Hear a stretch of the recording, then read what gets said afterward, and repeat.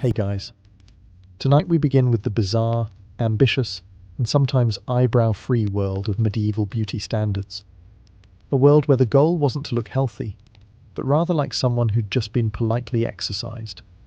So before you get comfortable, take a moment to like the video and subscribe, but only if you genuinely enjoy what I do here. And let me know in the comments where you're tuning in from and what time it is for you. It's always fascinating to see who's joining us from around the world. Now, dim the lights, maybe turn on a fan for that soft background hum, and let's ease into tonight's journey together. In the medieval world, looking pale wasn't a sign that you needed more sleep. It was a fashion statement, a social flex, a silent announcement to the world that said, "I am too rich to ever see the sun, thank you very much."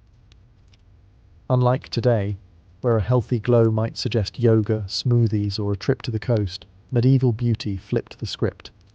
Tanned skin. That meant you worked outside, which meant you were poor, which meant, gasp, manual labor, and nothing said not beautiful in the 14th century like knowing how to milk a cow. So, the paler you were, the higher your perceived status. And when we say pale, we don't mean a soft ivory glow.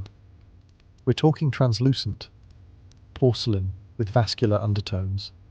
Skin so light it looked like you might have been recently startled by a ghost, or were a ghost. Of course, nature doesn't always cooperate, especially if you were born with an actual working circulatory system. So, people helped it along. Noblewomen, and even men occasionally, would apply white lead powder to their faces.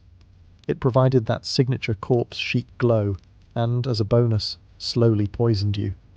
But beauty has always had its price. Some would use vinegar-soaked cloths to bleach their skin.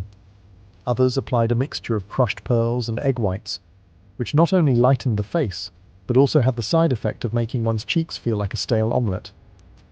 Veins were sometimes painted onto the arms and chest, using blue pigment to simulate delicacy. Because nothing says noble like pretending your skin is about to split open. Even literature got in on it. Romantic poems described women as pale as milk, white as snow, and once, wan as the moon in winter. Which is a nice way of saying, she looks like she might faint.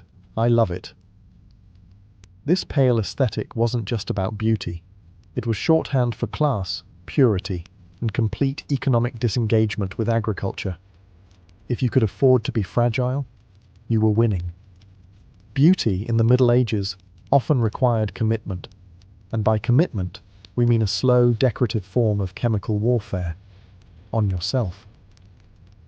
Because for those striving to achieve that prestigious pale complexion, nature just wasn't enough. So they reached for makeup, specifically lead-based white face powder. Yes, lead, as in the thing we now seal off old buildings for. But back then, it was considered cutting edge. The result was a smooth, pale, matte finish, the medieval equivalent of high-definition foundation. It made the skin look flawless, and eventually feel very not flawless. White lead powder was made by combining vinegar and metal, then allowing it to corrode into a white crust that could be ground into a fine powder. Apply that daily, and voila. You looked like a luminous, delicate aristocrat with a secret death wish. And if your skin began to flake, blister, or fall off in small diplomatic chunks, even better. It meant the makeup was working. Probably. This wasn't a one-product routine either. Many added mercury-based rouge for colour, or chalk dust for more stone power.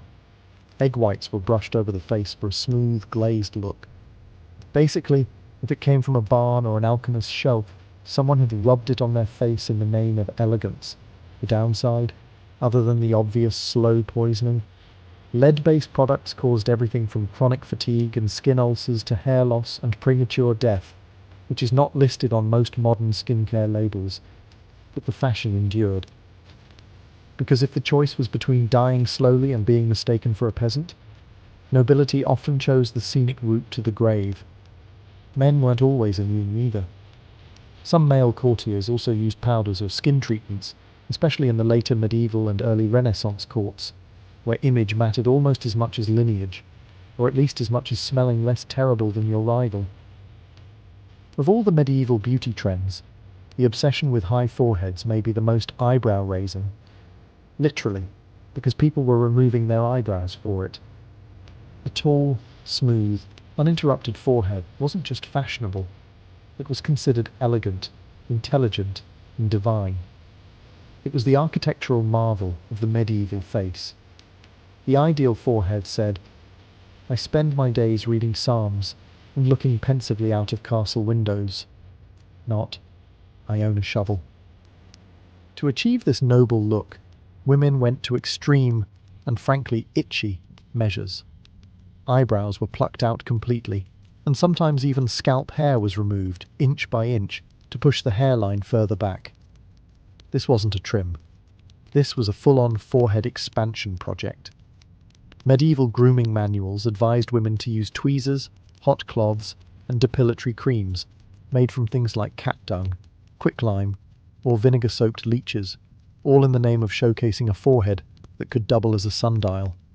The results were striking. Portraits from the time show women with serene expressions and foreheads so vast you could host a joust on them. Combined with pale skin and soft facial features, this high-domed aesthetic became shorthand for refined beauty. It wasn't all about the face either. Fashion supported this look. Tight-fitting hoods, wimples, and hennins, those famous cone-shaped hats, all helped pull the hairline up, or at least hide the part where your eyebrows used to live. And this wasn't just some isolated castle trend. From England to France to Italy, noble women leaned into the high forehead style, while artists and poets reinforced it by praising women whose faces began somewhere near the crown of the head. Of course, not everyone could afford the time or tools to pluck themselves into perfection.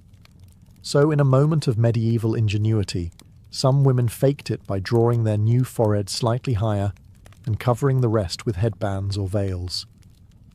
That's right. The Middle Ages had their own version of contouring. It just involved a lot more fabric. In medieval Europe, eyebrows weren't just underappreciated, they were actively eliminated. Modern trends may celebrate bold brows, feathered arches, and TikTok tutorials, but in the 14th and 15th centuries, eyebrows were seen as unnecessary facial clutter. To achieve the ideal look, women plucked their eyebrows into near non-existence, or erased them entirely. Why? Because a bare, smooth forehead was considered elegant and refined, and any sign of actual hair growth interrupted the aesthetic. Eyebrows were basically seen as stubborn weeds on the garden of the face. Some went even further and shaved the brow area completely, ensuring that not a single strand interfered with their alabaster, high-domed glory. It's the sort of commitment that would make modern beauty influencers blink twice, mostly because there were no brow pencils to draw them back in. To remove the brows, medieval women used tweezers, wax, pumice stones, or, for the especially brave, mixtures containing quicklime, vinegar, or arsenic. Yes, arsenic. Because nothing says dedication to your look like risking mild facial melting. This was more than just a passing fad. Art from the period, from illuminated manuscripts to oil portraits, confirms the trend. Noble women are frequently depicted with smooth foreheads and expressionless eyes, framed by nothing but skin. The result is either serene or slightly alien, depends on the lighting. Interestingly, the no-brow trend wasn't entirely uniform. In some parts of Europe, thin or lightly arched brows persisted, especially as influences from the Middle East and Byzantine Empire filtered through trade and war. But by and large, the message was clear. If people can see your eyebrows, you're doing it wrong. And this wasn't just for women. Men, especially those close to court life, occasionally trimmed or groomed their brows as part of a larger aesthetic of refinement. Though full removal was rare among males, unless they'd lost them in a particularly heated theological debate. What this all tells us is that medieval beauty ideals weren't about looking natural. They were about looking curated, symbolic, and just a bit angelic. Angels, after all, rarely have brows in art. Coincidence? Possibly. But it worked for them. In the Middle Ages, Having a touch of colour in your cheeks was desirable, but like most things in medieval life, there were rules, social risks, and a vague chance of damnation. The ideal was a subtle blush, like you'd just heard a mildly scandalous poem or stepped outdoors for 30 seconds, but not long enough to tan, heaven forbid. A gentle rose hue on the cheeks suggested youth, fertility, and general survival, all things that were considered attractive, particularly if you could maintain them past the age of 28. But you couldn't look like you were trying. Applying rouge was considered vain, and vanity was suspiciously close to sin. The church was not amused by women smearing colour on their faces, unless, of course, they were nobility, or doing it humbly, which is a theological grey area scholars are still trying to define. Still, women improvised. Common blush ingredients included beetroot juice, crushed strawberries, mulberries, or even cochineal, a deep red pigment made from crushed insects. Yes, bugs, because beauty has never been kind. Some rubbed their cheeks to get that natural flush, while others used mixtures of red ochre or wine sediment, dabbed carefully to avoid detection by both clergy and judgmental neighbours. For the wealthy, rouge could be made from red lead or cinnabar, both of which were incredibly toxic. But the logic went something like, I may die young, but I'll die pink-cheeked and socially respected. Rouge was typically applied with cloth, fingers, or whatever tool was available that hadn't just been used to season a stew. Mirror access was limited, so many women relied on instinct, muscle memory, or the occasional honest maid. Of course, if your blush was too visible, you might be accused of imitating prostitutes, or worse, French courtiers. The horror. The goal was always modest enhancement, not theatrical statement. And if someone complimented your glow, you were expected to deny everything and mutter something about the wind. Even nuns occasionally wore a touch of rouge, discreetly, and supposedly only on feast days. Because nothing says, I serve the Lord, like a tasteful dab of beetroot behind the cloister. In medieval Europe, if your hair didn't look like it had been kissed by holy light or stolen from a Botticelli angel, you were already starting from behind. Blonde hair, in particular, was the medieval gold standard. It was associated with youth, beauty, virtue, and in case you needed divine backup. The Virgin Mary was frequently painted as a blonde, even though she was, geographically speaking, almost certainly not. But realism was less important than radiance. If you were born blonde, congratulations. You were considered blessed and probably got out of a few chores. But natural blondness didn't last, especially in adulthood. So, medieval women took matters into their own hands, and sometimes cauldrons. Homemade hair-lightening concoctions included saffron, chamomile, ash, honey, and lye, applied liberally, then left to bake under the sun in a method known as sun-basking. It worked best if you had the patience of a nun and the skin of a salamander. Some recipes also included urine, which was thought to help lift colour. Whose urine? That part was less regulated, but as long as it gave your hair that celestial shimmer, it was deemed worth it. Beauty is, and always has been, a little bit disgusting. Hair texture mattered too. Loose, long, wavy locks were the ideal, preferably cascading down your back, like a divine curtain. But this luxury was reserved for unmarried women. Once married, your golden mane was to be hidden under veils, nets, and head wraps, because apparently the moment you said, I do, your hair became a national security risk. For noble women, hair was often braided, twisted, or tucked into elaborate styles, especially when attending court or religious events. These hairstyles were frequently accessorized with silk ribbons, beads, or embroidery, just in case you needed to remind the room you didn't shear sheep for a living. Men weren't left out either. While not quite as judged, men with thick golden locks were often romanticized in poetry and art. Knights with flowing hair charging into battle were the medieval version of shampoo commercials. In medieval Europe, hair was a lot like money. If you had it, you didn't necessarily show it off, unless you were trying to get married. Then suddenly, it became a strategic asset. Unmarried women were encouraged to wear their hair long and loose as a symbol of purity and innocence, though not too loose, unless you were going for the ethereal forest maiden look, which was only socially acceptable if you were, say, an actual saint or being martyred. Otherwise, a gentle braid would suffice. But once married, your hair was immediately banished from public view. Congratulations, you now had a husband, and an obligation to wrap your locks tighter than a monastery's wine budget. Enter the world of veils, wimples, nets and coifs, a medieval wardrobe of modesty that could make even the most radiant blonde disappear under 3 layers of beige linen. These coverings weren't just modest, they were practical. They protected hair from smoke, lice, and unsolicited compliments from troubadours. The most dedicated women layered their coverings. A coif, a close-fitting cap, might be worn under a veil, which could then be pinned beneath a wimple that wrapped under the chin. The effect? You looked like a pious, well-bundled sandwich, and that was the goal. But fashion is rarely satisfied with just function. As time went on, headwear got more elaborate. Nets were embroidered with gold thread.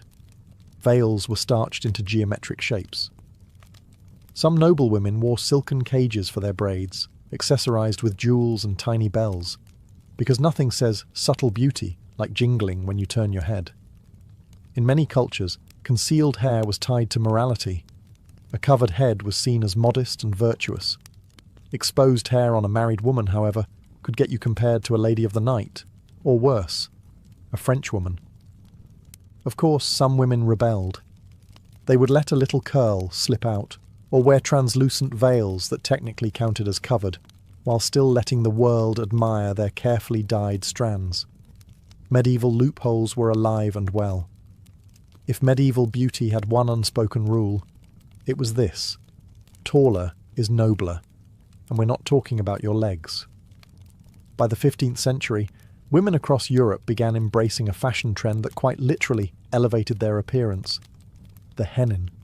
You know the one. Those towering, cone-shaped hats that look like they were designed by someone who spent too much time around church steeples. The hennin wasn't just headwear. It was a social ladder you wore. These hats could reach upwards of 2 feet, sometimes even more, especially among the French and Burgundian elite. The taller the hennin, the higher your status, and the more doors you smacked into on your way to dinner. Often made from fine silk, velvet, or brocade, hennins were structured with wire frames, giving them that dangerously aerodynamic shape. A sheer veil usually cascaded from the tip, adding movement, mystery, and a good chance of getting caught in candles. Now, getting your hair to fit under one of these things was an art in itself. Hair was braided and stuffed up into the cone, or sometimes completely shaved around the forehead real estate again, to help the hennin sit properly. Comfort was not part of the design brief, but hennins weren't the only vertical obsession. Some women wore heart-shaped escoffions, which looked like 2 croissants glued to either side of the head, or butterfly hennins, where veils were spread out like wings. Great for drama, not so much for rain. Outside of nobility, most women stuck with veils, linen caps, or circlets. Simpler, less dangerous, and less likely to be mistaken for a siege weapon. Clergy and conservative thinkers, as expected, were less than enthused. They warned that such ostentation invited vanity, sin, and possibly neck strain. Still, hennins remained popular among those who could afford them, much like most terrible but fashionable ideas throughout history. And while men didn't wear towering cones, they had their own style statements. Think feathered caps, fur-trimmed hoods, and pointy shoes that could double as fencing equipment. In medieval times, a woman's ideal body wasn't meant to be athletic, curvy or toned. No, the goal was to appear delicate, demure, and possibly recovering from a fainting spell. The ideal figure was slim, soft, and slightly ethereal, like someone who lived on honey water, courtly poems, and perhaps one fig a week. Beauty manuals didn't advise women to build strength or endurance. The only lifting expected of you was lifting your veil in a flirtatious gesture before swiftly looking away and maybe swooning. But this wasn't about looking sickly, at least not obviously. The sweet spot was somewhere between too weak to carry a bucket and still able to play the lute while sitting. A graceful, willowy figure was associated with nobility, because, of course, if you were working, you'd have broader shoulders, stronger arms, and the misfortune of muscle tone. The emphasis was on a narrow waist, soft curves, and a general air of spiritual exhaustion. Waistlines on dresses were often cinched just below the bust, an early version of the empire waist, to elongate the torso and give the illusion of height and fragility. And if that illusion needed help, tight lacing was available. Not quite corsets, those came later, but tightly bound kirtles and surcoats did the job just fine. Being too thin, however, wasn't the goal either. In times of famine or plague, being very thin was a red flag, as in, that person might be actively dying. A small hint of roundness, particularly in the face or hips, was considered healthy and fertile. Basically, if you looked like you could survive winter and still be poetic, you were in the sweet spot. Diet advice from the time wasn't exactly balanced. Beauty manuals recommended things like eating fennel for digestion, rose petals for breath, and drinking wine to improve complexion. Protein? Only if it had a feather still attached. Men, on the other hand, were allowed to have more substance. Broad shoulders, strong legs, and the ability to carry a sword without toppling over. But even then, nobility preferred a lean frame with refined posture, not brute strength. In the Middle Ages, a woman's eyes were her silent power, the medieval version of sending a flirty emoji, only with more spiritual implications and slightly less blinking. The ideal medieval eyes were large, clear, and soulful, the kind that seemed to whisper, "I'm full of virtue," and maybe just a hint of melancholy. Think of eyes that looked as if they had personally witnessed the fall of man and were still politely recovering. Poets of the period couldn't get enough of them. They described eyes as luminous orbs, dewdrops of heaven, or pools of pure devotion. What they rarely said was bloodshot, allergy-ridden, or "I was up all night churning butter." Light-coloured eyes, blue or grey, were often idealised in Northern Europe, associated with innocence, purity, and the general assumption that you hadn't seen too many disturbing things, or at least pretended not to. In Southern Europe, darker eyes were admired too, especially if they came paired with a noble lineage and a good dowry. Enhancing the eyes was challenging. There were no medieval eyeliner pens, just charcoal, soot, and optimism.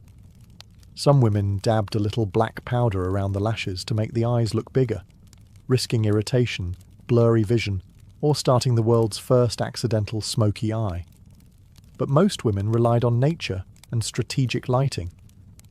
Want to look more wide-eyed? Stand near a candle? Want to look virtuous? Look downward at all times, even if you trip over the cat. Interestingly, slightly teary eyes were admired. It suggested emotional sensitivity, piety, and perhaps that you'd just finished praying or reading something uplifting, like a 300-line poem about chastity. Artificial tears weren't available, but staring directly into smoke or enduring mild public humiliation usually did the trick. As for eye contact, it was a delicate dance.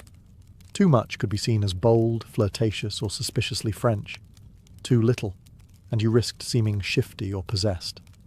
The trick was to occasionally glance up from beneath lowered lids, like someone who'd memorized the Bible but wasn't about to brag. Let's talk about something rarely mentioned in medieval love poetry: breath. Specifically, what it smelled like. While a knight might wax lyrical about his lady's rosebud lips or pearl-like teeth, he usually skipped over what happened when those lips opened. That's because medieval dental hygiene was, at best, an aspirational concept, and minty freshness wasn't invented yet. Unless you count standing near a herb garden and hoping for the best. Still, fresh breath was technically considered desirable. A gentle, sweet-smelling mouth hinted at youth, health, and that you probably hadn't eaten garlic and eels for breakfast, though, statistically, you had. Medieval women did what they could.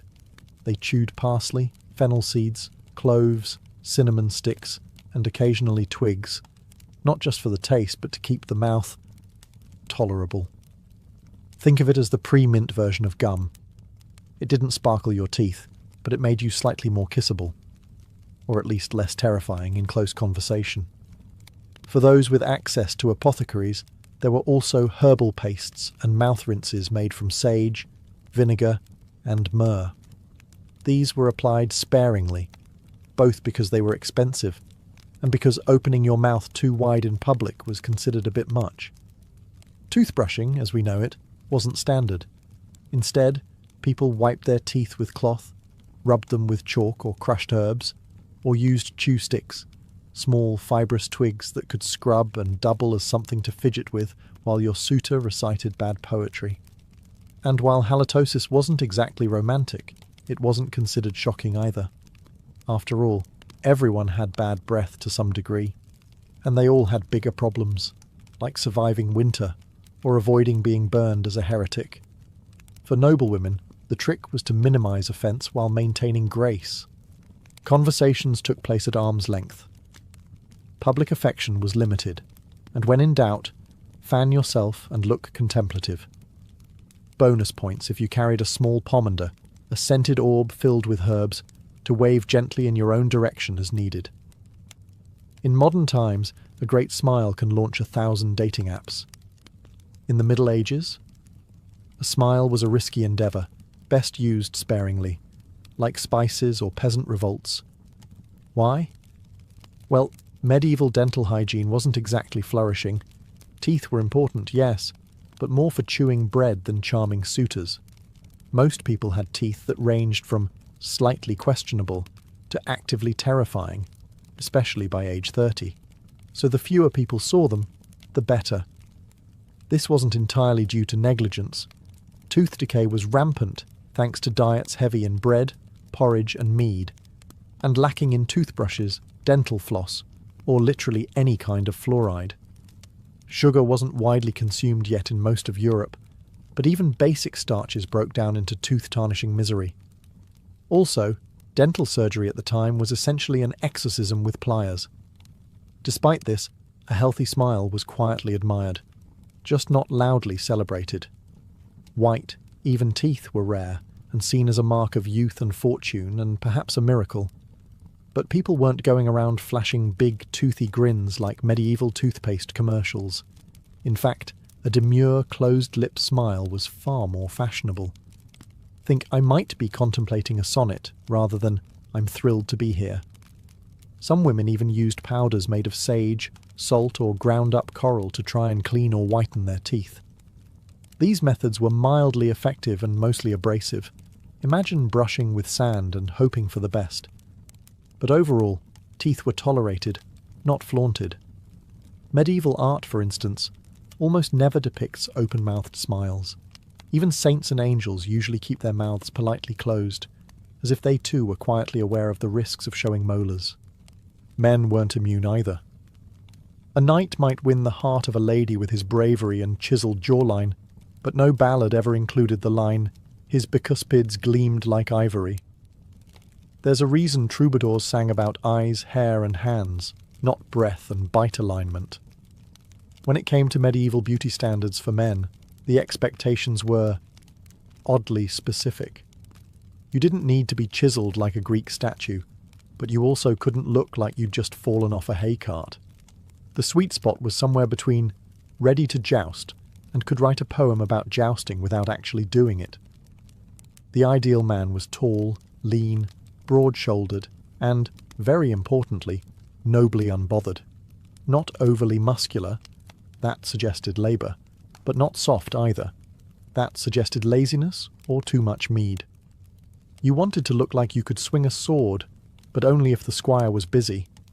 A defined jawline, high cheekbones, and a straight nose were all considered attractive. Think, prince in an illuminated manuscript, rather than village strongman.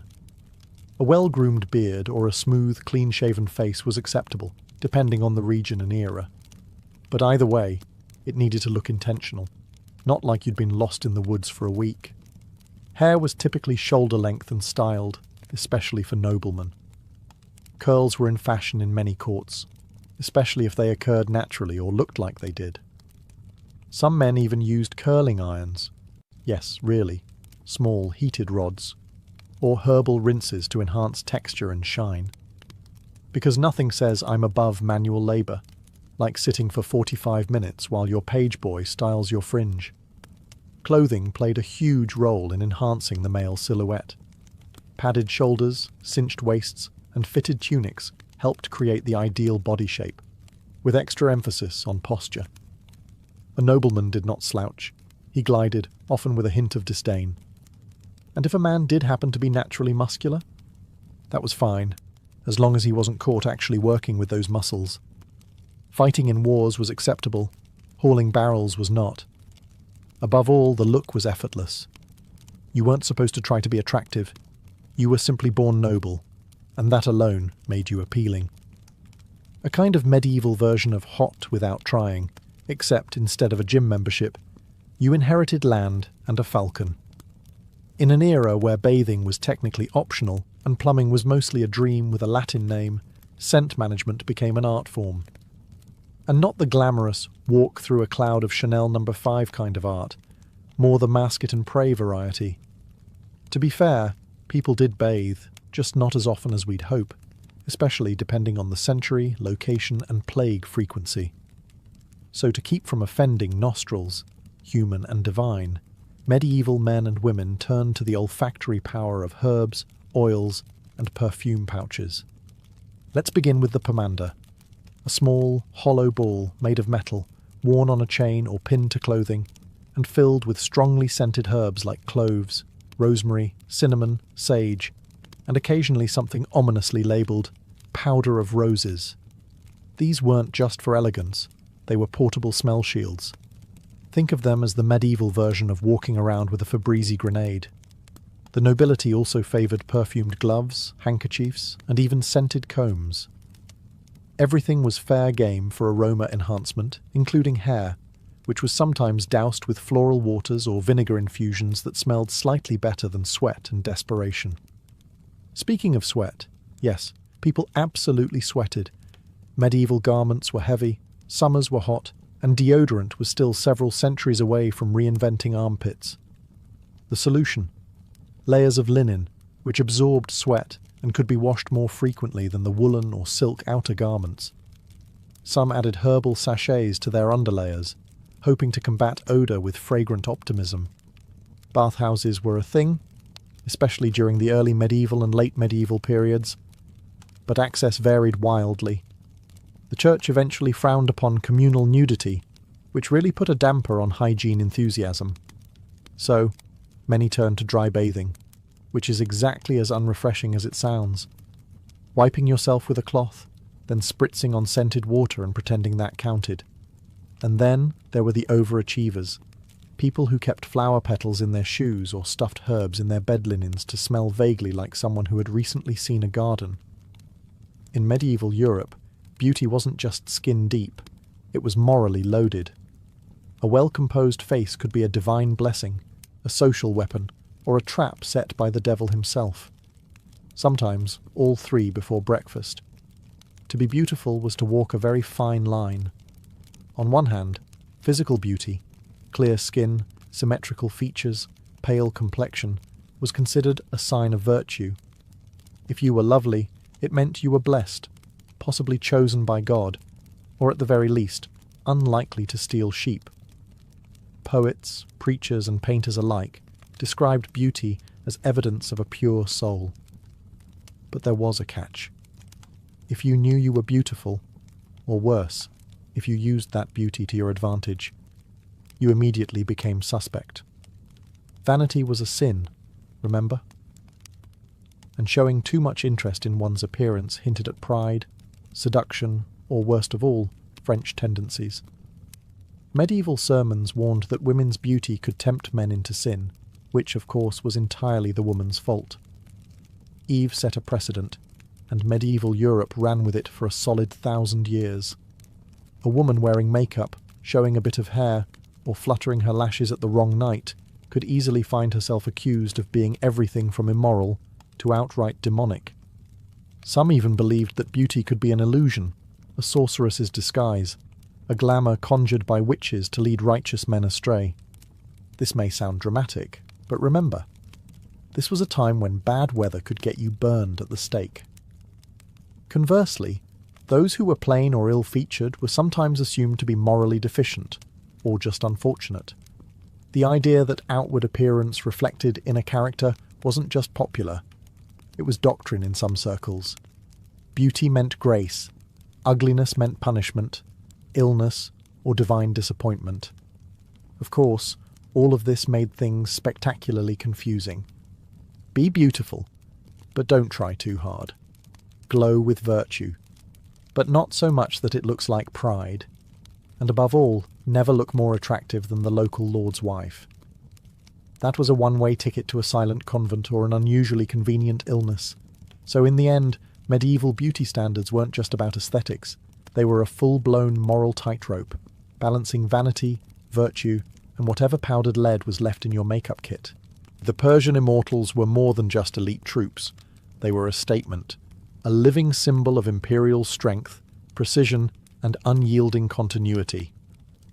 Their origins trace back to the very birth of the Achaemenid Empire under Cyrus the Great in the 6th century BCE. At a time when Persia was rapidly transforming from a regional power into a sprawling imperial juggernaut, Cyrus understood something vital. An empire needs a backbone. Not just administrators and governors, but an elite force that could project dominance, inspire loyalty, and suppress rebellion with equal efficiency. Thus, the Immortals were born. The name Immortals wasn't just a bit of royal flair, it was a logistical and psychological masterpiece. According to Herodotus, their strength was always kept exactly at 10,000 men. If one man died, fell ill, or was wounded, he was instantly replaced. The numbers never wavered. From the outside, it seemed they could not be diminished, could not be weakened, and above all, could not die. Whether myth or clever bookkeeping, the image stuck and the name endured. Immortality, in this case, wasn't about individual survival. It was about the eternal presence of Persian might. These men weren't random conscripts. To be an immortal meant being selected from among the Persian nobility, or at least from families of high status and proven loyalty. Training began young. Discipline was brutal. Loyalty to the king, unquestionable.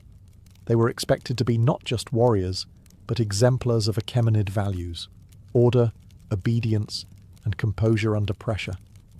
They were also richly dressed, robes of fine materials, scale armour beneath their garments, and often armed with a spear, bow, short sword, and a wicker shield. Their appearance was as calculated as their tactics. Persian kings weren't just sending warriors into battle. They were sending a mobile political message wrapped in silk and steel. From the plains of Lydia to the deserts of Egypt, wherever the Persian Empire expanded, the Immortals followed. They stood behind kings, beside thrones, and at the front of the battlefield. If you saw them approaching, you didn't just see soldiers, you saw the unbroken heartbeat of the empire. Immortals didn't blink. Immortals didn't retreat. Immortals endured. And that's exactly what made them terrifying. The appearance of the Persian Immortals was no accident. It was psychological warfare. These men weren't covered head to toe in gleaming bronze like Greek hoplites. No, the Immortals looked otherworldly, like a wave of richly dressed shadows sweeping across the land. Their uniforms blended regal flair with military function. They wore elaborately embroidered tunics and trousers, often dyed in rich reds and purples, colours of nobility and command. Beneath these lay a layer of scale armour made of bronze or iron, flexible enough for movement, but deadly in close combat. Their shields were made from woven wicker, deceptively light, yet able to deflect arrows and absorb blows. Their most distinctive element, however, was their headdress, a soft felt cap called a tiara, sometimes pulled over the face to obscure identity. Unlike the Greeks who glorified individuality in armour and valour, the Immortals thrived in uniformity. 10,000 men, moving in near silence, all similarly armed and armoured, created a visual spectacle that overwhelmed the senses. It was like watching a curtain of death descend on the battlefield. Each Immortal carried a short spear, a bow with a quiver of arrows, and a short sword or akinaka at their belt. But perhaps most impressive was their ability to move quickly and remain deadly in almost any terrain. Their training emphasized agility and endurance over brute strength. They could march across entire provinces without breaking formation.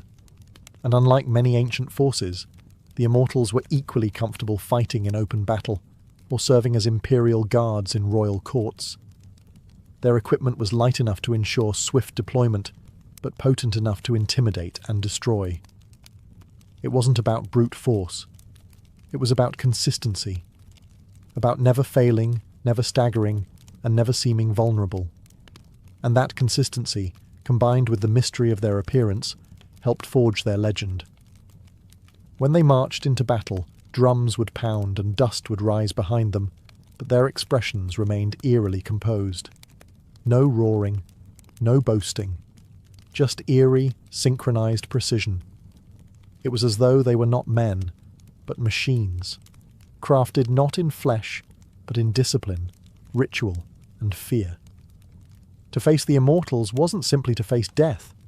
It was to face a concept, that some armies didn't just fight, they endured without pause or pity. To be an immortal was not just a job, it was a lifelong identity, a status symbol, and in some ways, a sentence. While they were revered and richly rewarded, the expectations were immense. These men lived under constant scrutiny. Their food, clothing, and housing were all provided by the state, but not out of kindness. It was to ensure absolute control. From the moment they entered the ranks, they belonged not to their families, but to the empire. Most immortals came from Persian, Median, or Elamite nobility, but lower-ranking sons of loyal families could rise into the ranks if they showed exceptional discipline. Training began in childhood, often within military academies attached to the royal court.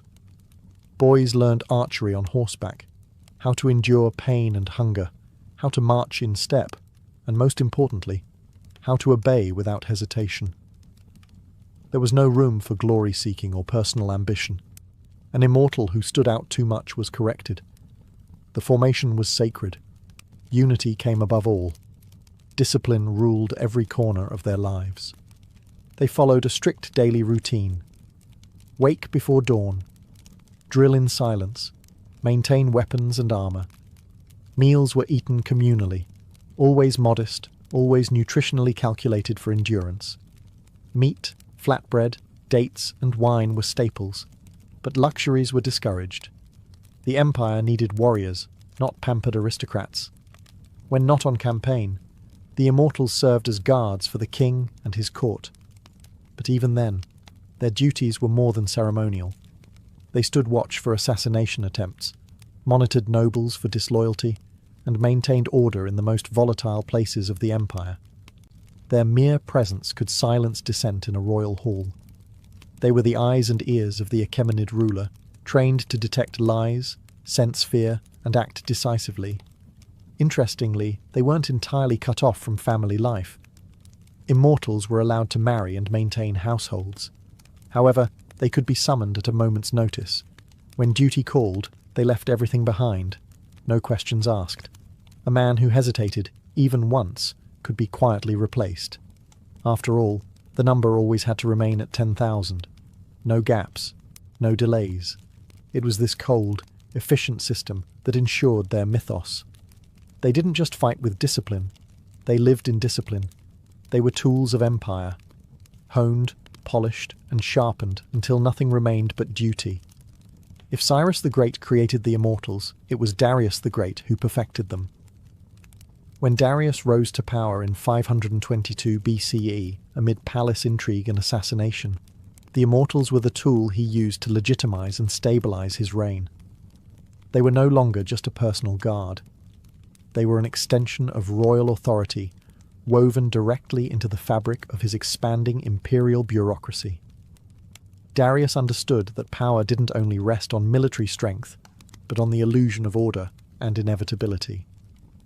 And nothing projected that image more effectively than the Immortals. He paraded them at festivals, had them stationed prominently around his new capital of Persepolis, and sent them on high-profile missions. They were always visible, always composed, always the same. 10,000 eternal faces of Persian dominance. But Darius also reshaped their tactical role. Under his leadership, the Immortals became a core element of Persian combined arms warfare. No longer just elite infantry, they were often deployed alongside archers, cavalry, and chariotry in coordinated strikes. Darius placed immense value on strategic flexibility, and the Immortals had to adapt. They trained more rigorously in ranged combat, siege warfare, and battlefield coordination. Reports from later Greek observers describe how they moved with terrifying efficiency, firing arrows in volleys while slowly advancing behind their wicker shields, never breaking formation. They also became heavily involved in suppressing rebellions. Darius's empire stretched from Egypt to the Indus Valley, and revolts were frequent. The Immortals were often the first wave of retaliation. In Elam, Babylon, and Scythia, they acted as both punishment and message. The empire is watching, and the king's will is inexhaustible. It was under Darius that they earned a darker reputation. Not just elite warriors, but instruments of fear and retribution. Even their iconography was elevated. Carvings at Persepolis show them in perfect lines, stylized and identical, facing eternity in stone. These weren't mere portraits, they were propaganda. Darius wanted every subject and visitor to know, these men are always here, always armed, and they do not die. Step out of line, and you'll meet one, or 10,000. Through Darius, the Immortals became more than a military unit. They were institutionalized fear, woven into the royal image, deployed with surgical precision, and wrapped in gold-threaded silence. The Persian Immortals reached the height of their legend during the reign of Xerxes the Great, and nowhere was their reputation more fiercely tested than at the narrow mountain pass of Thermopylae in 480 BCE. This battle, now mythologized through centuries of art and cinema, wasn't just a clash of armies. It was a symbolic collision between two radically different worldviews: Persian imperial order versus Greek city-state defiance. And at the center of the storm stood the Immortals. When Xerxes invaded Greece with what ancient sources claim was the largest army the world had ever seen, he brought the Immortals as his personal vanguard. They didn't just guard him. They were a scalpel in the heart of chaos. Their reputation alone preceded them. The Greeks had heard of the 10,000 who never died, the elite troops who served kings like gods and fought with flawless precision. At Thermopylae, they met resistance that rattled their mythos. King Leonidas and his few thousand Greeks, most famously 300 Spartans, held the narrow pass against wave after wave of Persian attacks.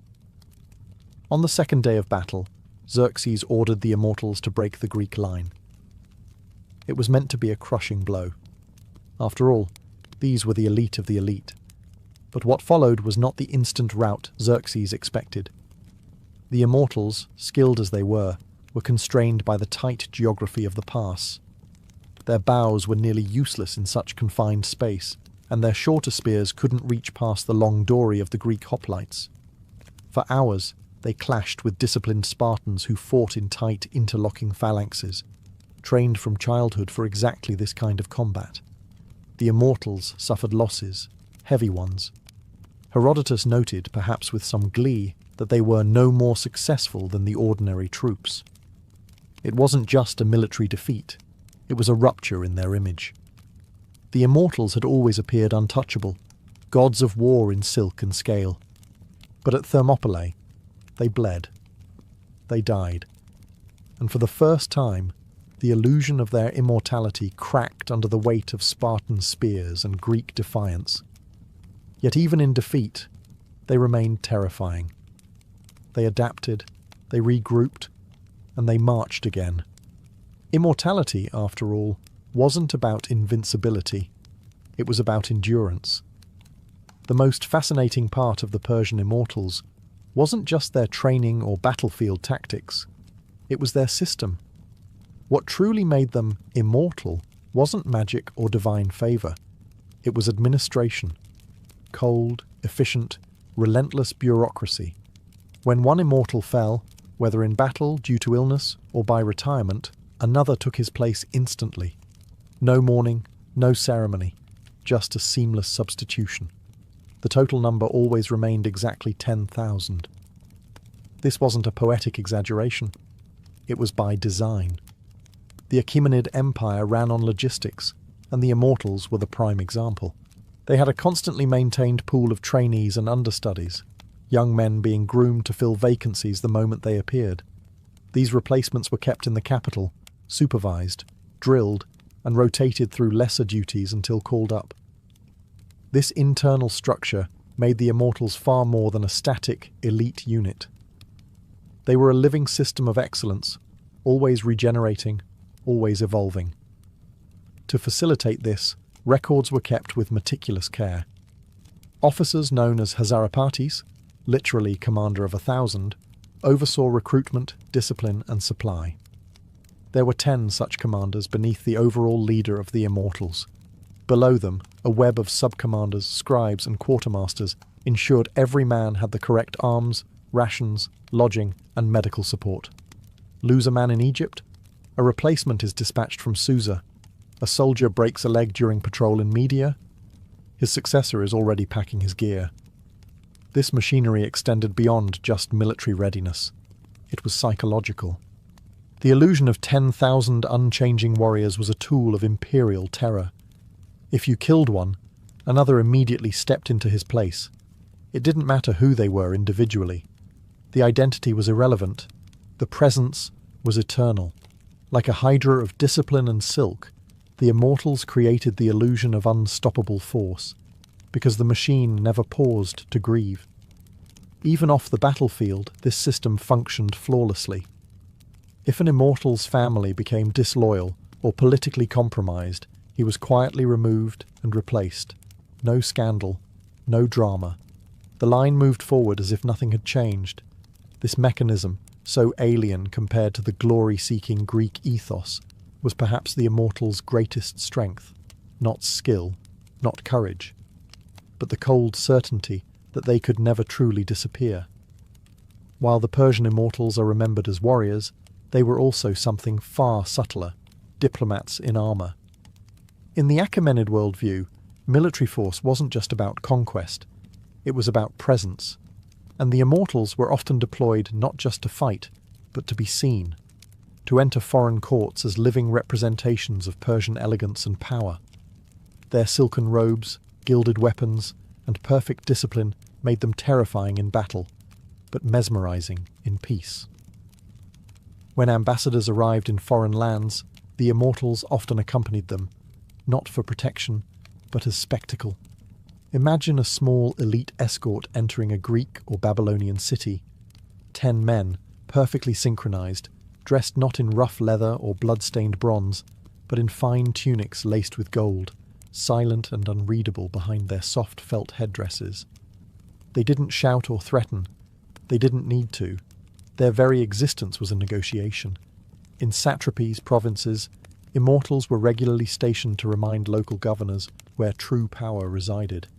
They rarely interfered with civil rule, but they were always there, watching. A whisper of sedition could bring a squad of them to a governor's door. Rebellion in the provinces was often stopped before it began, simply because the alternative, facing the Immortals, was too dreadful to consider. Even within the royal court, their presence was multifunctional. They acted as ceremonial guards during Nowruz festivals, coronations, and diplomatic receptions. But behind the scenes, they monitored courtiers, sniffed out treason, and enforced the king's will with silent efficiency. Some historians argue they acted almost like an internal intelligence agency, an ever-present warning that loyalty was not optional. This dual identity, warrior and envoy, enforcer and ornament, was part of their genius. Unlike most elite units of ancient times who lived for the glory of battle alone, the Immortals served a much broader imperial strategy. War was just one tool.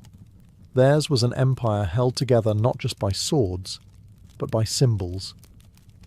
The Immortals understood that fear and awe are siblings. In foreign courts and remote palaces, their arrival sent a clear message.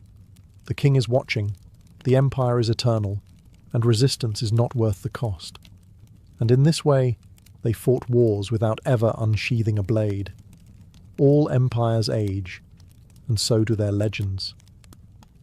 By the later years of the Achaemenid Empire, the immortals were still feared, still respected, but no longer invincible.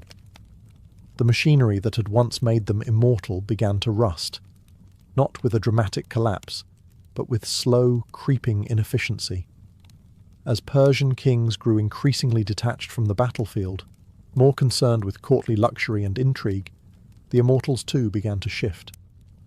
From hardened warriors into royal ornaments. Under kings like Artaxerxes and Darius III, the elite guard still existed, still dressed the part, still marched in perfect formation. But cracks had formed. Recruitment standards slipped. Political favoritism began to seep into their ranks. Where once only the most disciplined and loyal men were selected, now nobles pulled strings to place unworthy sons into the sacred 10,000. The result was subtle, but fatal. Uniformity without spirit, discipline without heart. This decay became tragically obvious when Alexander the Great launched his invasion of Persia in 334 BCE. At the Battle of Gaugamela in 331 BCE, the immortals were deployed alongside the Persian centre to defend Darius III. And although they fought with courage, they could not hold against the tactical brilliance and ruthless momentum of Alexander's Macedonian phalanx. They were outflanked, outmanoeuvred, and overwhelmed. Worse yet, the myth didn't survive the battle. For centuries, the name Immortals had inspired awe. But Gaugamela proved they were no longer what they had been under Cyrus the Great or Xerxes I. The machinery of instant replacement faltered. The backup system that once made their losses invisible simply wasn't in place anymore. The unit never recovered. When Alexander marched into Persepolis and took the royal palace, he walked into a shell of an empire. The immortals weren't there to defend it. The unbroken line had finally been broken. But their story didn't end with defeat. Elements of the immortals lived on. Alexander co-opted Persian traditions into his army. Later, in the Sasanian Empire, a new elite force would rise, sometimes even called immortals again by historians. Though not direct descendants, they echoed the original myth. 10,000 strong, elite, fearsome, eternal. Even in their fall, the immortals left a blueprint. They had shown the world how to build not just an army, but a legend. The Persian immortals may have vanished from the battlefield, but their influence never disappeared. Long after the fall of the Achaemenid Empire, the idea of an unbreakable elite fighting force remained lodged in the imagination of generals, kings, and storytellers alike. Their legend endured not because they won every battle, but because they represented something larger, the perfection of state-controlled power, an army that didn't age, didn't question, and didn't falter. When the Greeks described them, it was with a mix of awe and suspicion. Herodotus called them immortals, not because they could not be killed, but because they could not be seen to die. Their replacements were immediate, their presence eternal. To the Greeks, this was eerie, almost unnatural. They were used to war as a chaotic, personal affair. The immortals were something else, precise, faceless, disciplined to the edge of humanity. In Roman times, scholars still referenced the immortals when speaking of ancient power. Even Byzantine historians noted the structure of the Persian elite guard as something to be admired. And in the early Islamic period, Arab historians recounted tales of the 10,000 who had once guarded kings of old, their spears glinting like a forest of silver under the desert sun. The concept would be revived again in the Sasanian Empire, where an elite cavalry corps, sometimes referred to by historians as the New Immortals, served as the empire's armoured fist. Though not directly descended from the Achaemenid unit, they carried the same mission, embodying imperial invincibility. Even Napoleon Bonaparte, centuries later, studied Persian military organisation and praised their structure. Culturally, the immortals seeped into myth. Modern media often misrepresents them, turning them into monsters, demons, or masked assassins. But the truth was far more compelling. They were human, terrifyingly human. Ordinary men turned into instruments of empire through relentless training, psychological control, and a deeply embedded system of continuity. They didn't need magic to become legendary, just consistency and silence. Their greatest weapon wasn't their sword. It was the idea that they were always coming, an eternal shadow on the horizon.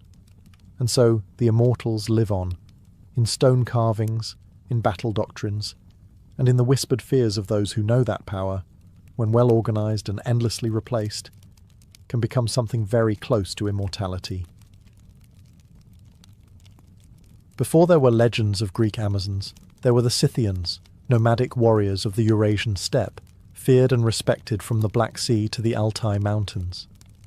Unlike most ancient societies, Scythian women didn't stay behind the tents weaving cloth or raising children. They rode horses, wielded bows, and went to war. And they didn't just accompany men into battle. They led and fought with lethal skill. These were not exceptions. This was the culture. Greek historians like Herodotus were stunned when they encountered these women. He described entire tribes where women refused to marry unless they had first killed an enemy in combat. His words, originally intended as exotic curiosities, have since found archaeological proof. Burial mounds, called kurgans, scattered across Ukraine, Kazakhstan, and southern Russia, have yielded astonishing finds. The skeletons of young women buried with bows, arrows, swords, and even battle-inflicted injuries. One such discovery revealed a woman with an arrowhead lodged in her spine, her body armoured, her grave richly furnished. These weren't ceremonial weapons.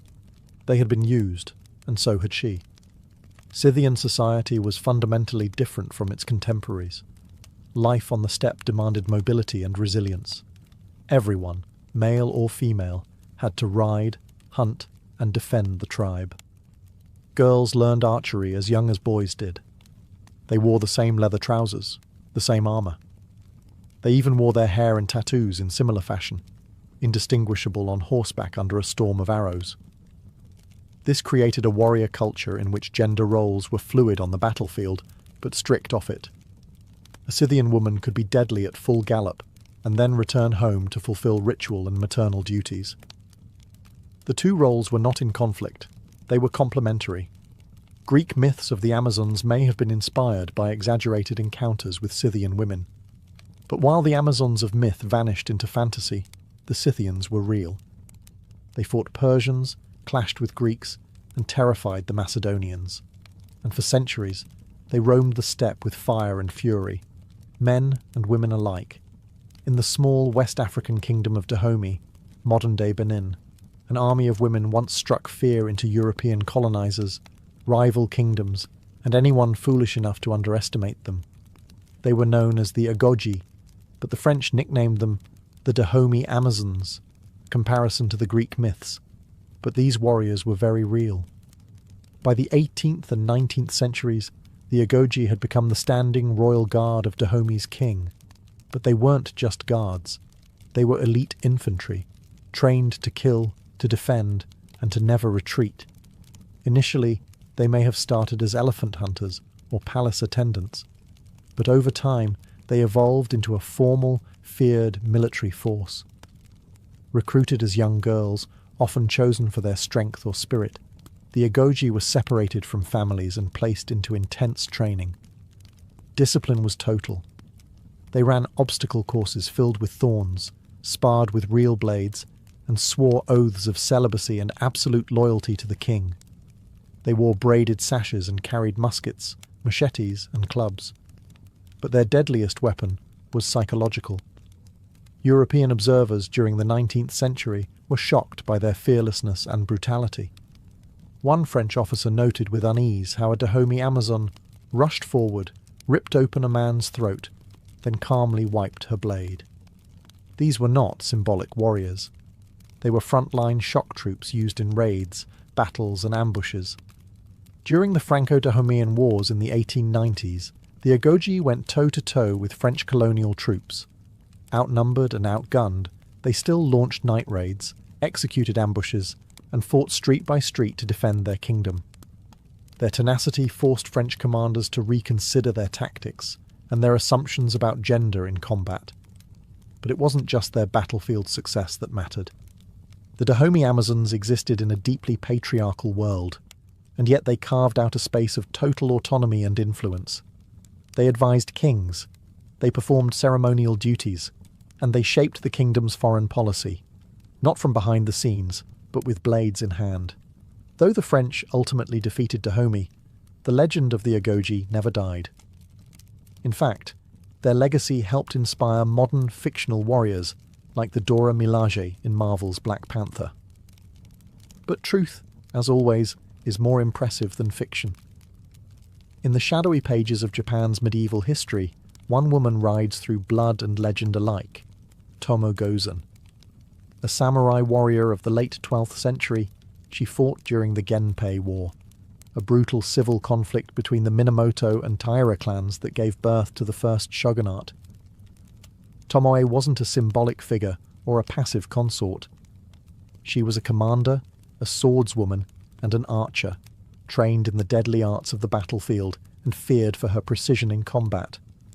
Her story emerges most famously from the Heike Monogatari, a war epic that blends history with poetic flair. In it, Tomoe is described as especially beautiful, with white skin, long hair, and charming features.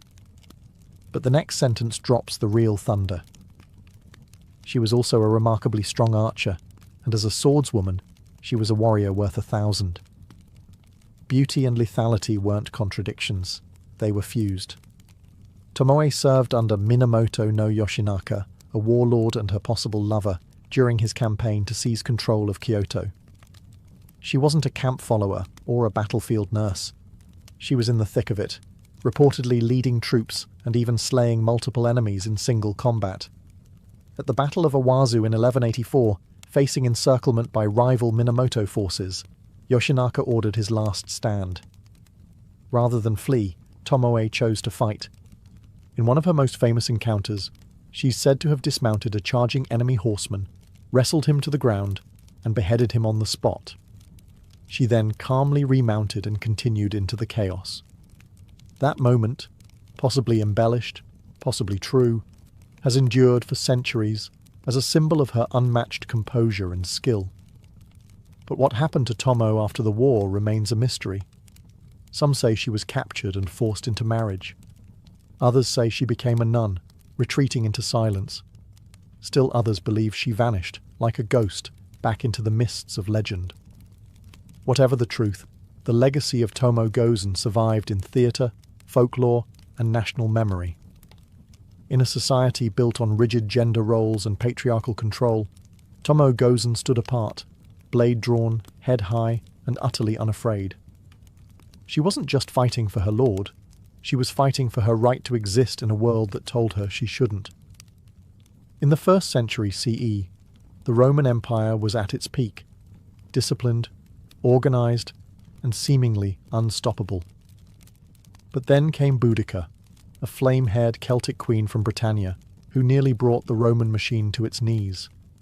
Her name would echo through history as a symbol of raw vengeance, national pride, and the terrifying force of a woman with nothing left to lose. Boudica was the wife of Prasutagus, king of the Iceni tribe in what is now eastern England. He was a client king under Rome, a puppet ruler allowed to maintain power as long as he kept the peace. But when Prasutagus died, Rome ignored his will and moved to seize his lands outright. In the process, Roman officials flogged Boudica publicly and, according to Tacitus, raped her daughters. It was a brutal humiliation designed to crush rebellion. Instead, it lit a wildfire. In 60 or 61 CE, Boudica united several British tribes and launched one of the most ferocious revolts in Roman history. And she wasn't a figurehead. Roman accounts describe her leading her army from a chariot, spear in hand, dressed in a flowing tunic and a massive gold torque around her neck. Her fiery hair streamed behind her as she rode, calling her people to war. She was part priestess, part general, and all fury. Her forces descended on Camulodunum, modern Colchester, burning it to the ground. Next came Londinium, the seed of modern London, where she slaughtered Roman colonists and razed the city. Historians estimate over 70,000 Romans and sympathizers were killed in just a few months. Her army left a trail of ash and shattered arrogance behind them. But the Romans, under Governor Gaius Suetonius Paulinus, regrouped. Despite being vastly outnumbered, they lured Boudicca into a pitched battle where Roman discipline and formation tactics proved decisive. The rebellion was crushed. Boudicca, facing defeat, is said to have taken poison rather than be captured. Though her uprising failed, Boudicca's legacy only grew. Roman historians painted her as a barbarian, and yet one whose courage and leadership were impossible to ignore.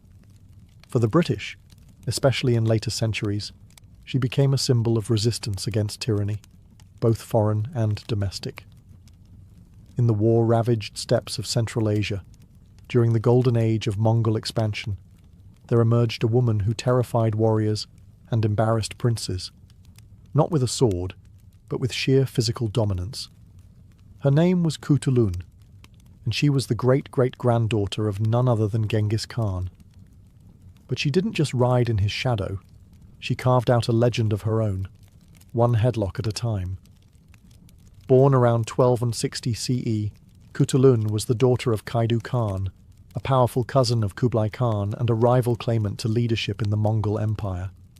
Kutulun was raised like a warrior prince, trained in archery, horse riding, and battlefield tactics. But she stood out most for her talent in wrestling, a deeply respected and highly competitive sport among the Mongols. According to the Persian historian Rashid al-Din, Kutulun vowed she would only marry a man who could beat her in a wrestling match. Many tried, all failed. Dozens of suitors walked away defeated and humiliated, some even wagering horses, gold, or herds on their chances. It's said she amassed 10,000 horses from her victories, turning her into not just a champion, but one of the wealthiest women on the steppe. But Kutulun wasn't just tossing men onto the dirt for fun. She fought alongside her father in real battles, commanding troops and breaking enemy lines. During campaigns against both rival Mongol factions and Chinese forces, Kutulun was Kaidu's most trusted military advisor. He even considered naming her as his successor, an unprecedented move in a culture dominated by male warlords. This, unsurprisingly, sparked backlash. Some Mongol nobles whispered that her influence was unnatural, her power too threatening. In the end, Kaidu didn't make her his heir, choosing a male relative instead, but her reputation endured. Even Marco Polo, who travelled through the Mongol Empire, wrote of a Mongol princess who fought like a tiger, and could ride and shoot as well as any man. Later, histories tried to romanticize or minimize her, turning her into a love-struck figure, or reducing her story to legend. But make no mistake, Kutulun was real, and her strength was legendary.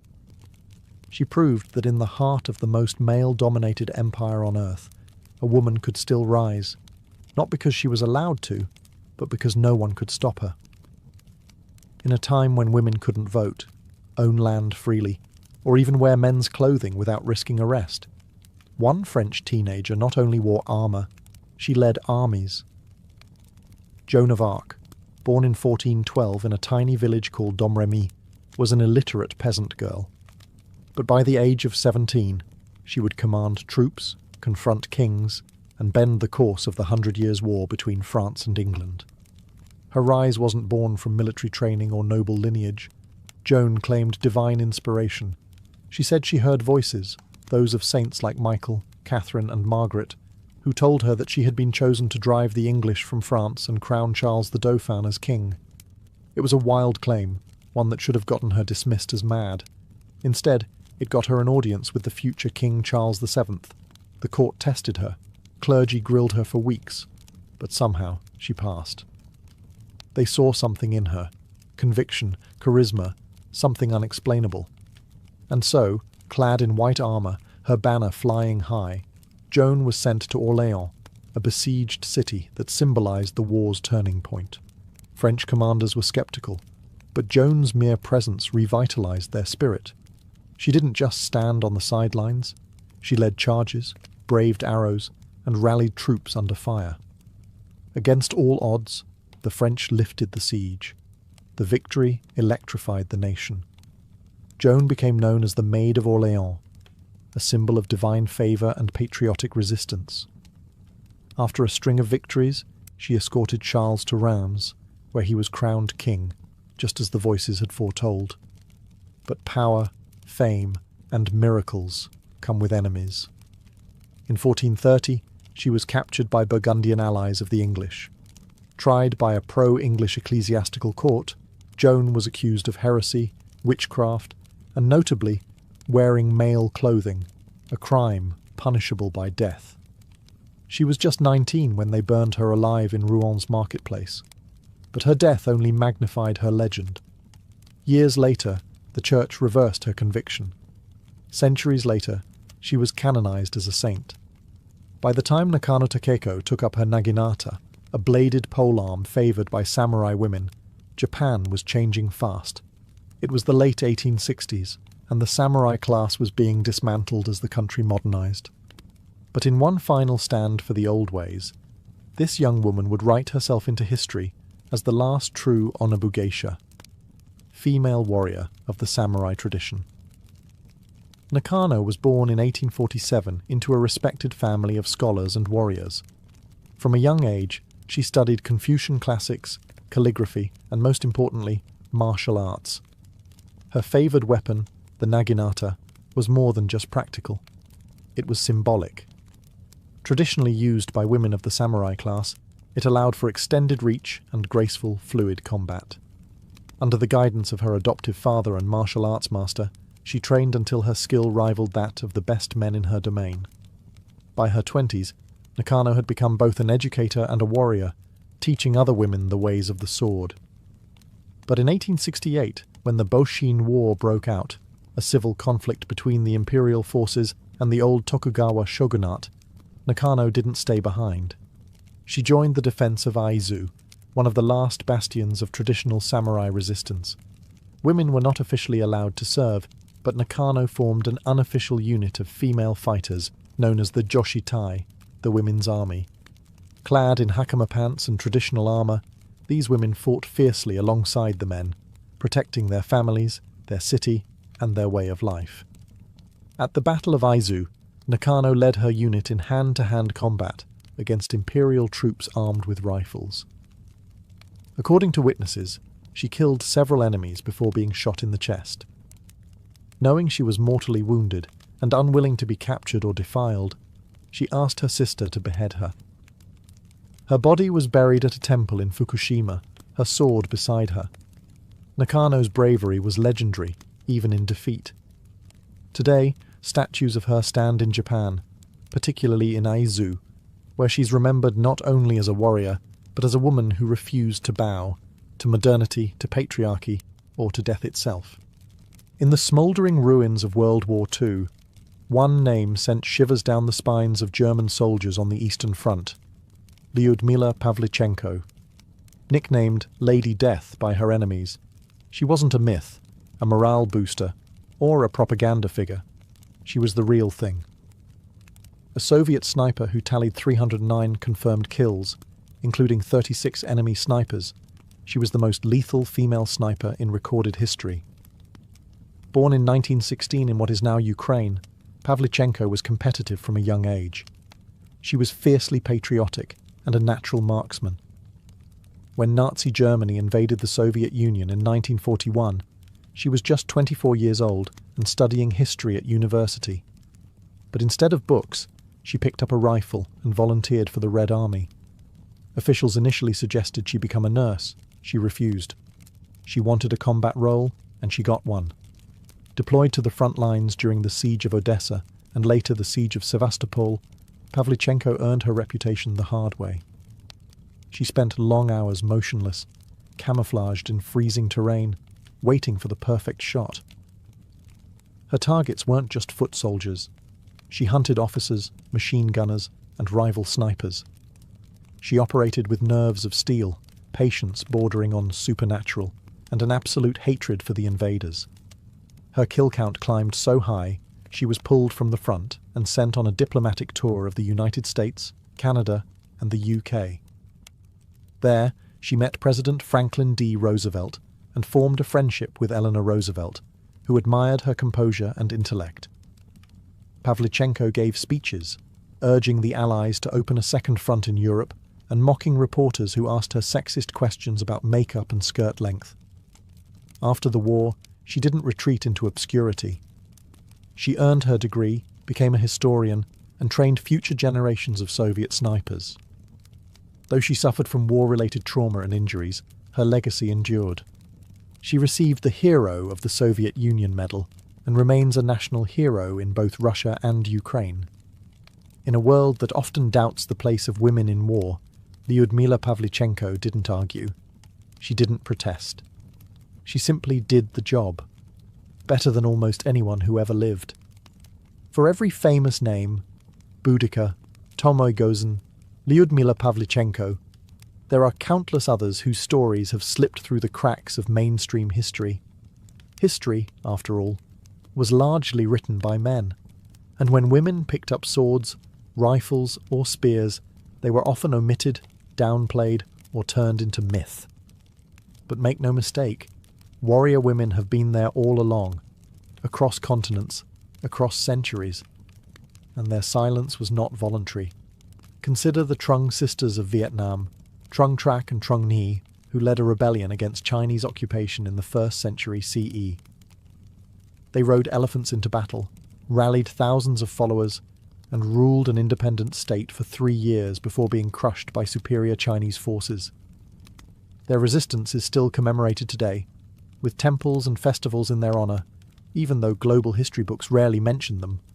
Or the Ya Asantewaa of the Ashanti Empire in West Africa, who, in 1900, led a rebellion against British colonial forces. As Queen Mother, she rallied her people when the British demanded the sacred Golden Stool, the symbol of Ashanti sovereignty. She delivered fiery speeches and led her troops in battle, showing that leadership and defiance knew no gender. There were Viking shield maidens, likely not as common as legend suggests, but very much present. Archaeological finds confirm that women were buried with weapons, armour, and even war horses, not as ceremonial tokens, but as warriors.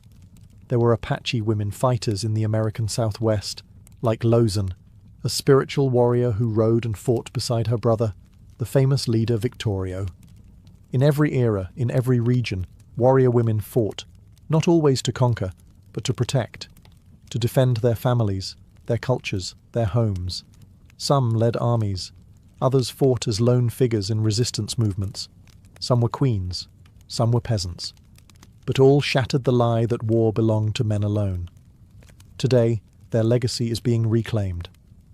From scholarly research to pop culture representations, the stories of these women are finally resurfacing, and each rediscovered name is a reminder. History is not just what was written, it's also what was erased. These women didn't ask to be remembered, they asked to be respected, and slowly, the world is beginning to listen. In the heart of ancient Mesopotamia, modern-day Iraq, music wasn't just entertainment. It was ritual, power, and language. And no instrument embodied this more than the lyre. Among the world's earliest stringed instruments, the Mesopotamian lyre dates back over 4,500 years, emerging from the Sumerian city of Ur, where music was woven into both temple ceremony and royal court life. The lyres of Ur weren't simple harps carved from wood. They were intricate, beautifully crafted objects, often adorned with gold, silver, lapis lazuli, and detailed animal motifs. One of the most famous examples is the bull-headed lyre, discovered in a royal tomb in the 1920s by Sir Leonard Woolley. Its soundbox was shaped like a bull's body, and the instrument's head was covered in gold leaf, its beard made of lapis. But this wasn't just for show. The bull was a symbol of strength, and its presence on a lyre may have been spiritual, not decorative. Played with the fingers or a small plectrum, the lyre produced a resonant, haunting tone. Though we can't hear ancient melodies exactly as they were, scholars believe the Sumerians used a heptatonic scale, 7 notes, much like modern Western music. Clay tablets inscribed with early musical notation provide tantalizing clues, showing that music theory and scale construction existed even then. These lyres weren't confined to palace halls. In temples, music accompanied offerings and prayers to the gods. Hymns were sung with lyre accompaniment in honor of deities like Inanna and Enlil, turning music into a sacred bridge between human and divine. In funerary rites, lyres mourned the dead, helping guide souls into the afterlife. They weren't just instruments, they were voices of transition and transformation. Mesopotamian musicians held a respected role in society. Some were female priestesses, others were court performers. They memorized complex songs passed down orally, often learning from a young age within structured schools for scribes and musicians. Today, replicas of these ancient lyres are played in museums and reconstructions, their soft, twanging echoes reminding us that long before Mozart, before medieval minstrels, or even Homer's sung epics, humans were plucking strings in the desert, chasing beauty in sound. While the lyre sang gently to the gods, the aulos screamed, wept, and danced through the hearts of the ancient Greeks. This reed-blown, double-piped wind instrument was no gentle flute. It was wild, emotional, and unrelenting. To the Greeks, music wasn't just entertainment, it was ethos, a force that shaped the soul. And the aulos embodied its most primal edge. Unlike the lyre, which symbolized harmony and order, favored by Apollo, the aulos was associated with Dionysus, god of wine, ecstasy, and madness. It was often played during rituals, dramatic performances, and military marches, giving it a range of emotional and functional uses. It consisted of 2 pipes, usually made of wood, bone, or ivory, each with its own reed and fingering holes. The musician, or aulet, played both pipes simultaneously, producing a dense, penetrating sound, closer to a bagpipe than a modern flute. This required incredible breath control. Musicians often used a technique called circular breathing, inhaling through the nose while pushing air out through the cheeks, allowing them to play continuously. The effort warped their faces and puffed their cheeks, so much so that athletes sometimes mocked aulet players for their awkward appearance. Yet despite the jokes, aulet players were respected, even revered, in certain circles. The aulos was not for calm background music. It stirred the blood. In ancient Greek theatre, it accompanied tragedies and comedies, adding mood and momentum to performances by Sophocles and Euripides. In battle, it kept hoplites marching in step, its blaring voice slicing through the chaos. And during Bacchic rituals, it pushed dancers into trance-like states, dissolving the line between performer and possessed. Plato had a complicated relationship with the aulos. In his Republic, he famously dismissed it as too emotionally overwhelming, preferring instruments like the lyre and kithara for their intellectual clarity. Yet even he couldn't deny its power. The aulos could simulate sorrow, mimic fury, or stir euphoria, sometimes all in the same breath. Today, fragments of ancient auloi survive in museums, and modern reconstructions hint at its raw energy. Unlike the mathematically balanced lyre, the aulos wasn't about perfection, it was about release. It carried the sound of frenzy, mourning, seduction, and war. In the ancient courts and scholar studios of China, music was more than art, it was philosophy in motion. And few instruments embody this more than the guqin and the guzheng, 2 stringed zithers that carried the sounds of dynasties, meditation, and poetic introspection. They may look similar at a glance, but each served a distinct role in shaping China's musical identity. The guqin is the elder of the 2, an instrument with over 3,000 years of history. With 7 strings and a long, fretless wooden body, it produced quiet, subtle tones. To the untrained ear, the guqin sounds almost whisper-like. Gentle slides, harmonics, and plucked notes that echo like raindrops on old tile. but to Chinese scholars and sages, these sounds reflected the balance between heaven and earth. Confucius himself was said to play the guqin, believing it cultivated moral character and inner harmony. In ancient China, learning to play the guqin wasn't about becoming a performer, it was about becoming civilized. Contrast this with the guzheng, a younger, louder cousin with a brighter sound and more public life. With 16 to 21 strings or more in modern versions, the guzheng was built for performance. Its curved wooden frame and movable bridges allow for rich melodies and dramatic glissandos. Musicians pluck the strings with plectra attached to their fingers, creating cascades of notes that shimmer like flowing water. It was favoured in palaces, folk music, and even military camps. Where the guqin whispered to the soul, the guzheng sang to the crowd. Both instruments had roles in ritual and storytelling. The guqin often accompanied poetry readings, philosophical lectures, and meditation. The guzheng was used in banquets, operas, and to recount historical epics. Its music could mimic galloping horses, flowing rivers, or weeping lovers, all through vibrating silk strings and masterful fingerwork. These instruments also represented gendered spaces in ancient China. The guqin was traditionally played by male scholars, while the guzheng became more associated with female performers, especially in later dynasties. Yet both were respected, taught in musical academies, and written into the Confucian ideals of balanced education. Today, both guqin and guzheng are still played, revived in classical and contemporary settings alike. They remain living echoes of China's ancient soul, where music was not only heard, but felt as a path to virtue and emotional depth. In ancient Egypt, music wasn't background noise, it was a sacred tool, a form of divine communication that echoed through temples, tombs, and daily life. From pharaohs to peasants, music was everywhere. It soothed labourers, honoured the dead, guided religious rituals, and entertained the living. And the instruments that shaped this soundscape were as diverse as the Nile itself. One of the oldest and most iconic Egyptian instruments was the harp. Early harps, curved like bows, evolved into larger angular harps that stood as tall as a man. These instruments were plucked with the fingers, often by temple musicians or court entertainers. Harps weren't just for art, they were associated with the afterlife. Tomb paintings often show harpists playing for the souls of the dead, easing their journey into eternity. Then came the sistrum, a sacred rattle associated with the goddess Hathor, protector of music, motherhood, and joy. Made of metal with loose crossbars, the sistrum produced a jangling sound when shaken. It wasn't subtle, but it was powerful, used in temples to summon gods, purify spaces, and drive out evil spirits.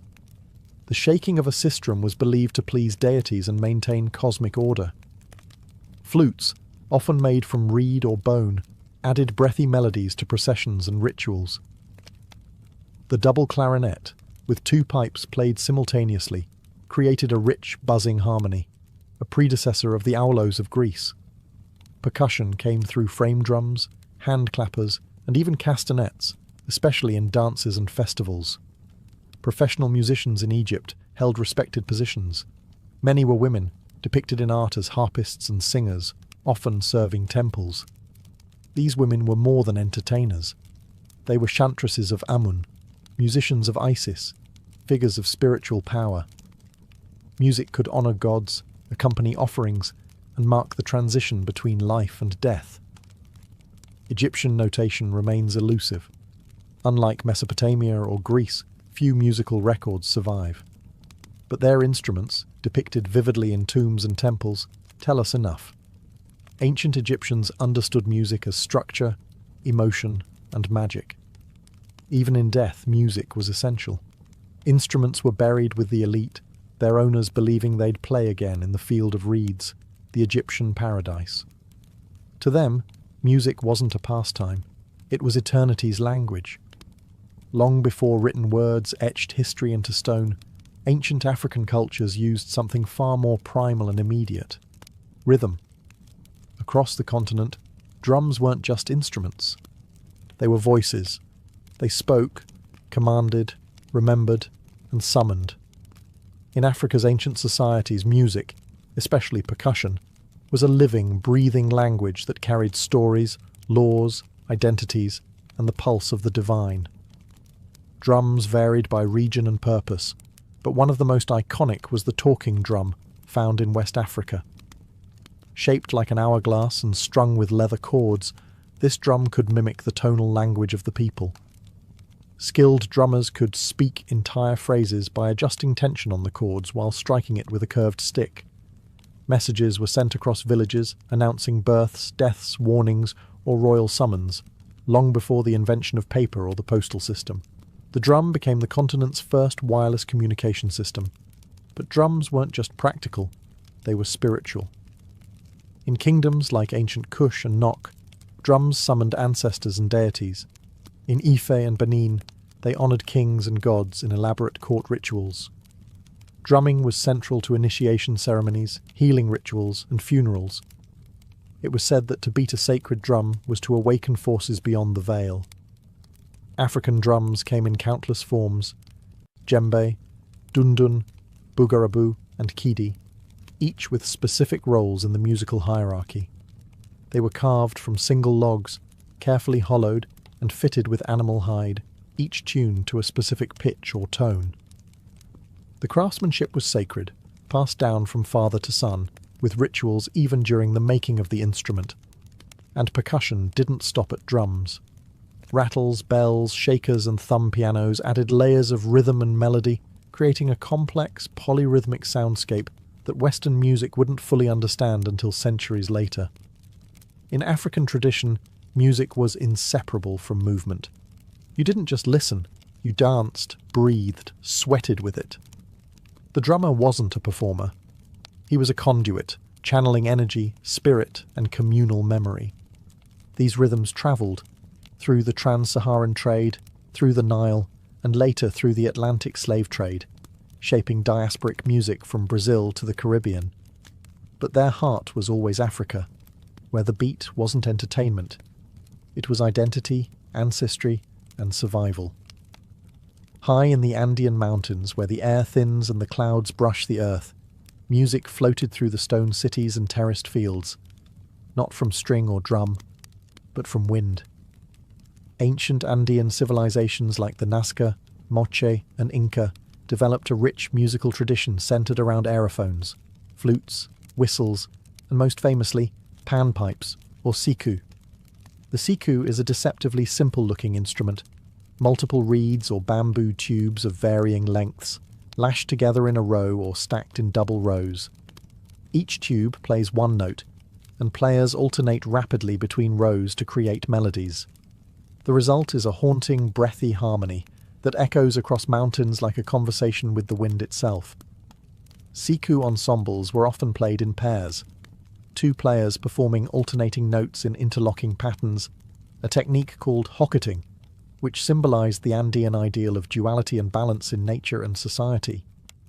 Flutes made of bone, clay, or reed were also widespread, some so small they could hang from necklaces, others large enough to produce deep, resonant tones. Many were carved in the shapes of birds, snakes, or spirits, showing the spiritual link between sound and the natural world.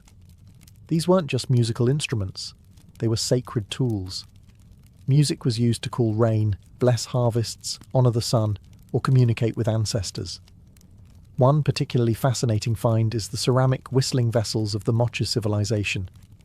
When water was poured into them, internal chambers forced air through a whistle, producing eerie tones, literally musical pottery.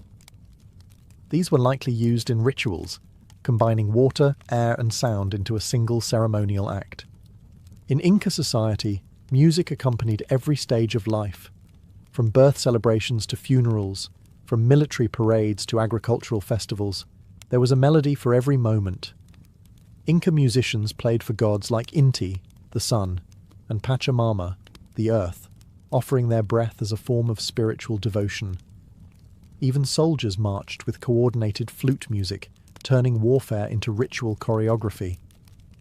Though Spanish colonization nearly erased many native traditions, the sound of Andean flutes never fully vanished. Today, their echoes can still be heard in Peruvian highlands and Bolivian villages, an ancient voice of stone, wind, and sky, still singing in the thin air. In ancient India, music was more than a performance. It was cosmic engineering. According to Hindu philosophy, the universe itself was created from sound, from the primordial vibration known as Om. From this belief grew one of the world's most intricate and enduring musical traditions, rooted in ritual, mathematics, and spiritual transformation. Early texts like the Vedas, dating back to at least 1500 BCE, already contain hymns known as Saman chants, which were meant to be sung, not just recited. These hymns formed part of sacred rituals, with specific melodies designed to align the soul with divine forces. The priestly caste, the Brahmins, were trained not only in philosophy and fire offerings, but in voice modulation and musical cadence. Precision was essential. Mispronouncing a note could, in theory, corrupt the ritual. The earliest instruments used in Vedic and post-Vedic India served both sonic and symbolic roles. The Veena, a plucked string instrument with a resonating gourd, became a symbol of learning and divine expression.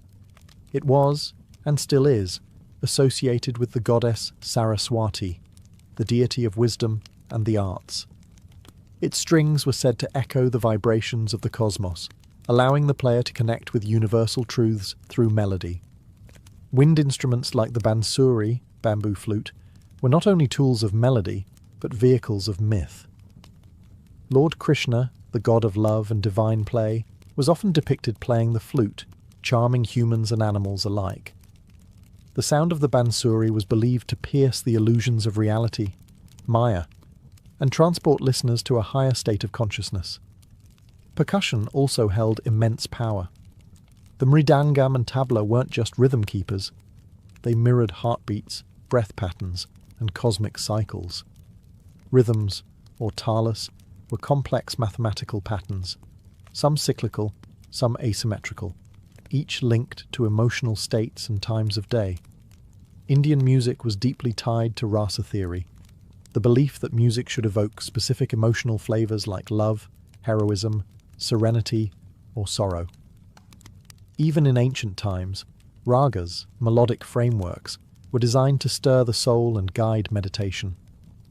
Unlike many ancient traditions lost to time, India's musical roots have not only survived, they've evolved, but at their core remains the same ancient belief, that to make music is to touch the divine.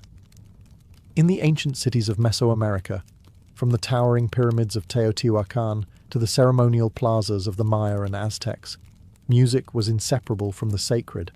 It wasn't just art, it was power, used to speak to gods, sanctify blood offerings, summon rain, and terrify enemies. For the peoples of Mesoamerica, music was ritual technology, an invisible thread linking humans to the divine and the dead. Drums dominated the soundscape. The most iconic was the huehuetel, a tall, single-headed drum carved from hollowed tree trunks and played with bare hands. Covered in animal skins and adorned with glyphs or sacred images, the huehuetel throbbed during festivals, warfare, and sacrifices. Its deep, resonant sound echoed through stone courtyards like the heartbeat of the gods. Then came the teponastli, a slit drum made of hollowed wood, played with rubber-tipped mallets. Its surface was carved into two tongues that produced different pitches when struck. The teponastli wasn't just percussive, it could speak. In Nahuatl, the Aztec language, it was said that teponastli could sing the names of deities or the rhythms of fate itself. Wind instruments were also central. Flutes made of bone, clay, and reed were common, often shaped like animals or gods. Some were so intricately made that they could mimic bird calls, jaguar growls, or human screams.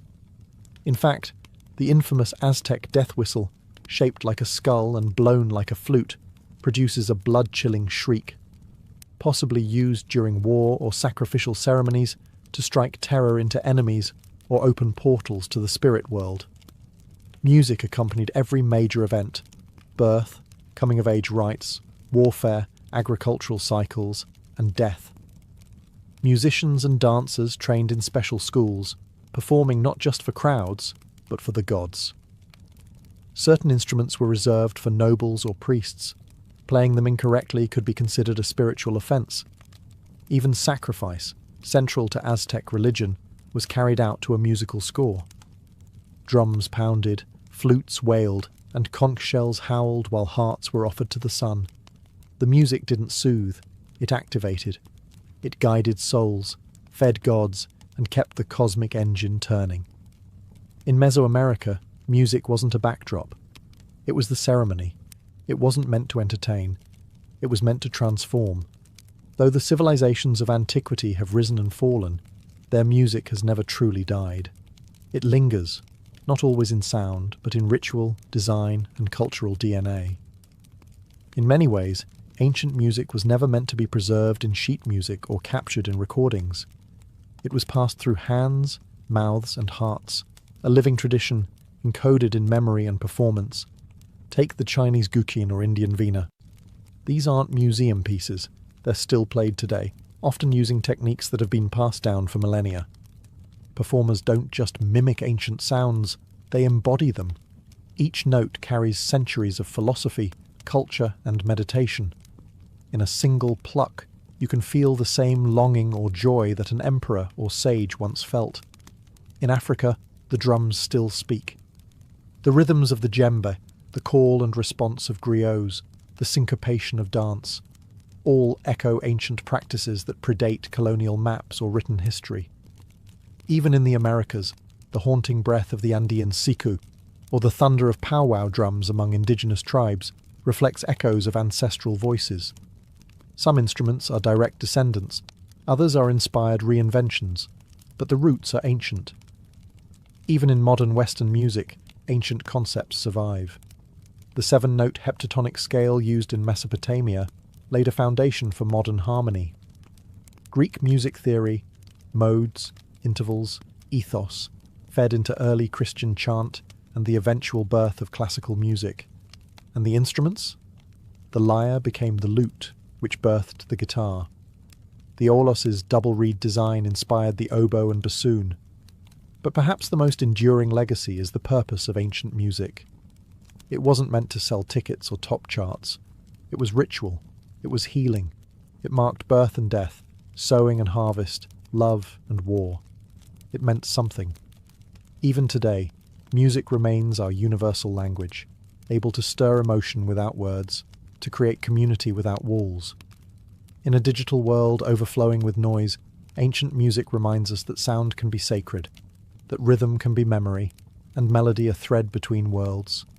Whether whispered from a guqin, shouted through a war drum, or piped from a clay flute, the songs of our ancestors still echo. We just have to listen.